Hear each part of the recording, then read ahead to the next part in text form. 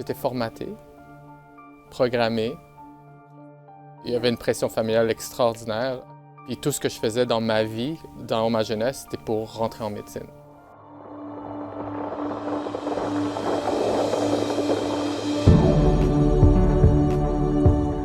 Bonjour, alors je suis Brigitte Marchand, pharmacienne. Aujourd'hui, je rencontre Dr Antoine Wang dans le cadre de mes recherches pour optimiser auprès de nos patients les ressources en santé mentale. Donc, bonjour Antoine. Bonjour Brigitte, enchanté, content d'être ici avec toi aujourd'hui. Oui, on est dans un endroit bucolique. Ouais, super. Ouais.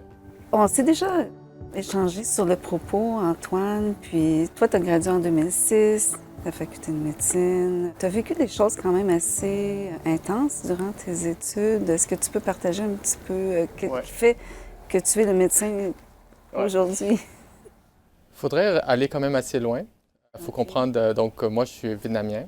Donc mes parents, c'est comme des bold people qui sont venus de la guerre du Vietnam, qui sont arrivés ici.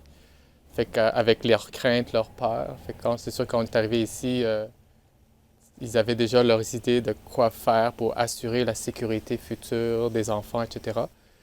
Fait que très jeune, rapidement, à l'âge de 8 ans, mon père était pharmacien. Puis tout de suite, c'était comme, tu vas devenir un médecin. Fait que c'était vraiment, j'étais formaté, programmé. Il y avait une pression familiale extraordinaire. Puis tout ce que je faisais dans ma vie, dans ma jeunesse, c'était pour rentrer en médecine. Donc, que ce soit le karaté, le violon, les cadets, l'école, etc., etc. Fait que c'est tout ce que j'ai su. J'ai pas vraiment eu une enfance que j'aurais voulu avoir. Puis c'est ça. Fait que là, c'était comme ça. Mais tu sais, j'étais une machine comme programmée pour aller... machine de guerre, tu sais, on pourrait dire dans ces termes-là. Fait que finalement, je suis rentré en médecine. Je pensais avoir atteint le but qui allait...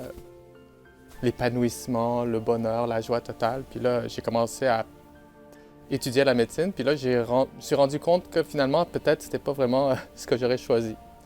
Ou peut-être pas la manière qu'elle était enseignée ou la manière que je pratiquais, puis etc. À ce moment-là, ça a commencé à être plus difficile. Fait que là, j'ai commencé à faire un premier burn-out, un deuxième burn-out, un troisième burn-out. À un moment donné, on n'était même plus sûr si j'étais apte à finir ma médecine. Il fallait qu'on m'envoie voir un médecin, un psychiatre expert pour voir si j'étais psychologiquement apte à finir ma médecine. Mais moi, j'étais déterminé, je disais non, je vais aller jusqu'au bout.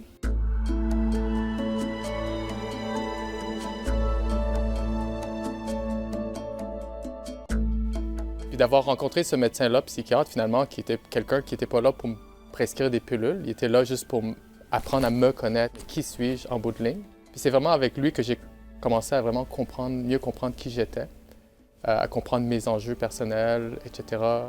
Puis c'est là, à ce moment-là, que là, j'ai commencé plus à faire un travail sur moi pour revenir à qui je suis, puis qu'est-ce que j'avais envie personnellement. Donc, dans le fond, Antoine, c'est extraordinaire, c'est que tu as pu te retrouver grâce à ce psychiatre qui t'a guidé et qui t'a permis de terminer tes études. Donc, tu as gradué et l'écoute de ton histoire, je crois que c'est un peu aussi ce qui est imprégné dans qui tu es aujourd'hui parce que tu essaies de développer une approche avec tes patients qui est quand même plus élargie que qu'est-ce qu'on pourrait s'entendre lors de consultations. Pendant des années, j'avais peur quand même de sortir de la ligne de direction comme un peu, rappeler un peu moi avec mon enfance, avec mes parents, puis j'avais une ligne de direction que je devais suivre, puis mes parents disaient que c'était ce chemin-là. Fait que peut-être que j'avais cet enjeu-là avec la ligne qu'il fallait suivre. Fait que pendant longtemps, j'ai pratiqué une médecine qui était plus traditionnelle, tu sais, comme tout le monde d'autre. Conventionnelle. Plus, conventionnelle. Par contre, pour moi-même, c'était plus une quête personnelle que pour moi, je suis allé chercher. Parce que c'est sûr qu'il y a eu, tu sais, la vie des up and down, puis j'ai eu d'autres enjeux dans ma vie. Puis à chaque fois, c'est que je voulais savoir pourquoi, puis de comprendre pourquoi, puis de plonger à l'intérieur de l'aide de qui suis-je. C'est vraiment une question que je me suis posée longtemps. Puis j'ai fait plusieurs choses personnellement pour moi. Puis ça a été difficile d'un certain sens parce qu'il y a plein de choses que je faisais pour moi, mais que je sentais que je ne pouvais pas partager avec mes patients ou qui venaient me voir. Fait que ça, c'était un gros enjeu parce que là, c'est comme une divergence qui me déchirait à l'intérieur, mais en même temps, c'est que, je suis un médecin, je suis médecin de famille, on a une manière de pratiquer, puis il faut suivre les lignes directrices. À travers mon cursus, j'ai quand même été occupé beaucoup de postes de direction aussi dans les établissements, dans les hôpitaux, comme directeur des services professionnels, entre autres. Fait que c'est sûr qu'on est là pour montrer l'exemple, de suivre les lignes directrices, puis être by the book. Fait que c'est sûr que ça m'a toujours déchiré ces deux aspects de moi-même.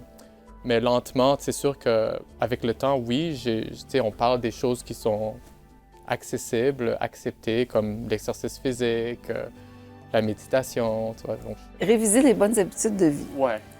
En fait, c'est comme si, parce qu'il y a plusieurs professionnels de la santé qui m'ont partagé ce sentiment et que moi-même j'ai ressenti.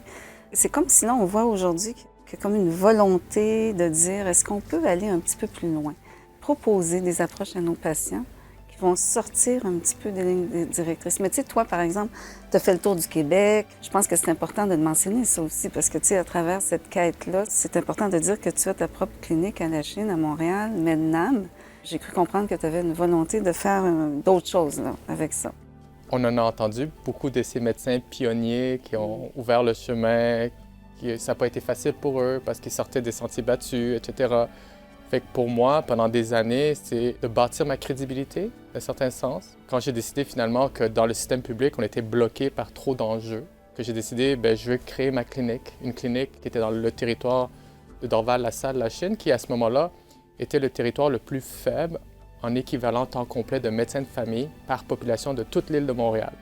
Fait que c'était avec cette motivation de dire, OK, là, l'hôpital est limité par sa première ligne. T'sais, un hôpital, si tu traites un patient à l'urgence, tu l'hospitalises, tu lui donnes congé, en espérant qu'il ne revienne pas, mais il n'y a personne en première ligne qui s'en occupe. Fait que là, il rebondit à l'urgence. Fait que là, je me suis dit, non, l'hôpital est limité tant qu'elle n'a pas une forte première ligne. Donc moi, j'ai dit, moi, je veux une première ligne, je veux investir mon temps, mon énergie. Et c'est là que ça m'a amené à ouvrir la clinique Med-Nam la Chine. Mais même quand j'ai ouvert, tu sais, NAM, c'est comme, pour moi, c'est comme NAM, c'est comme nouvelle approche à la médecine que j'avais toujours eu en tête, mais que j'ai jamais voulu partager avec personne. Tout le monde me demandait c'est quoi. J'osais pas le dire parce que pour moi, cette nouvelle approche à la médecine, c'est vraiment l'intégrer, tu sais, des méthodes plus traditionnelles, alternatives avec ce qui est plus le mainstream. C'est vraiment la combinaison des deux. Moi, je voulais vraiment aller vers là. Mais jusqu'à cette année, j'ai pas nécessairement osé le faire ou le dire ouvertement. Donc pour moi, c'était important d'acquérir cette crédibilité-là, de devenir un milieu académique, mais aussi en même temps de commencer à s'ouvrir aussi sur autre chose. Fait que là, cette année, c'est assez, je veux faire mon coming out. Finalement, ça m'a amené avec le fait de devenir GMFU, de dire que j'avais la crédibilité pour partager ce que j'ai moi personnellement vécu dans mon propre cheminement qui m'amenait pas seulement à mon bien-être, mais aussi mon bonheur personnel. Parce que c'est ça, la santé, le bonheur, tout ça, etc. Pour moi, c'était important. Mais moi, ce que je note dans ce que tu me partages, c'est que dans le fond, c'est très stratégique de ta part et c'est même rusé parce que en ayant ces reconnaissances-là, ça te permet de faire ton coming out avec des racines solides. Est-ce que tu pourrais donner un exemple plus précis dans ces approches intégratives ou holistiques, alternatives? C'est quelque chose qu'on lentement, on est en train de mettre en place. Déjà, dans ma clinique, on a droit, en tant que GMF, d'avoir accès à des professionnels de la santé.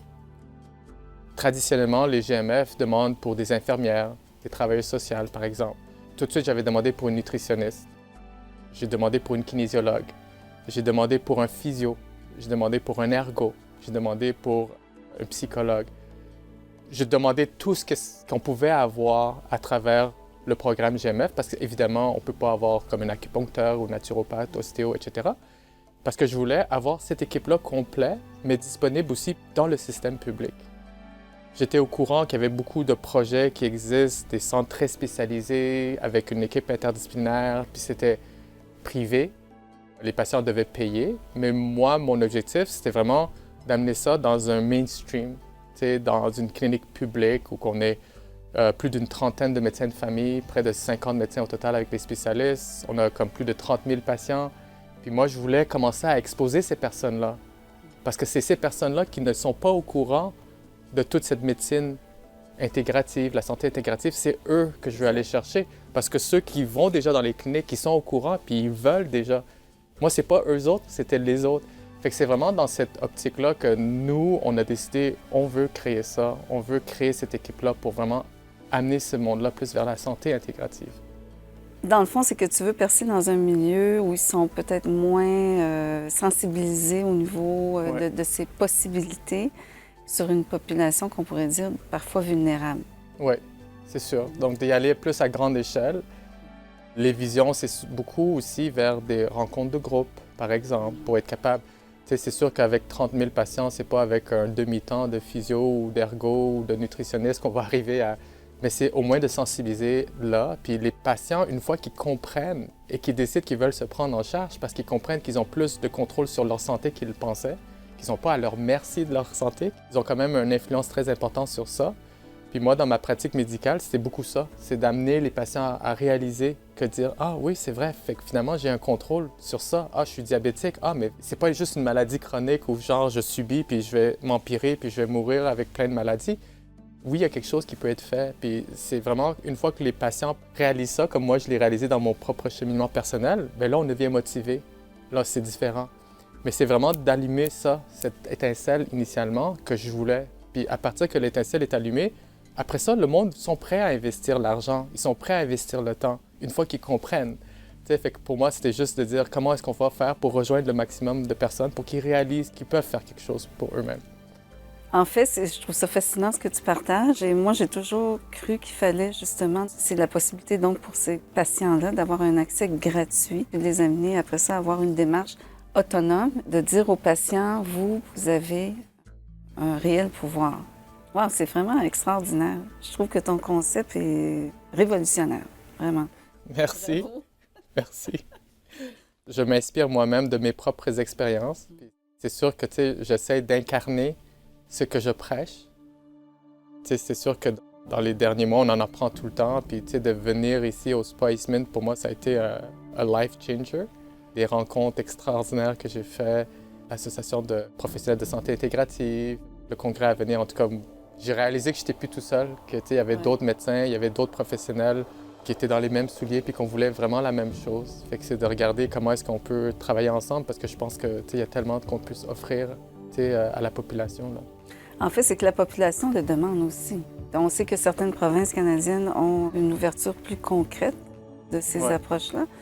C'est ce qu'on tend ici au Québec, de vraiment l'offrir à la population. C'est grandiose. Puis c'est sûr que ça va faire mouche, ça va faire des étincelles.